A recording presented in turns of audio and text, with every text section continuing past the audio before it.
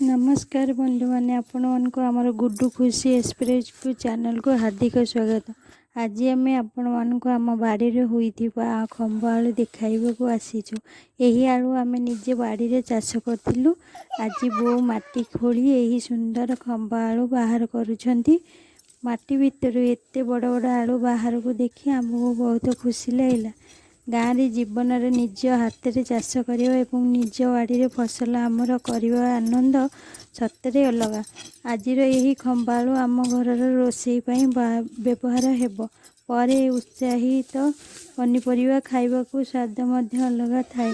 आपण माने मध्य जदि घर पाखरे टिके जगह थिले निश्चय आलू किंबा अन्य परिवा चाष करिवे। देखंदो यह शरीर पई भल खर्च मध्य कम हुए एवं निज हाथ रे फल थिवा फसलर खुशी कहवा सरीब नहीं। वीडियोटी आपण मानू केमती लागला कमेंट निश्चय जणांतु। भल लगिले गोटे लाइक करंतु, निजे सांग मन सह शेयर करूँ।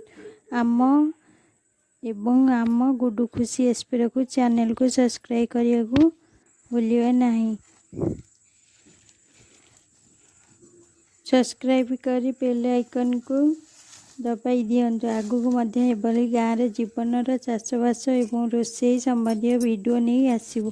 शेष पर्यंत देखिथिबार आपनको अनेक अनेक धन्यवाद। जय जगन्नाथ।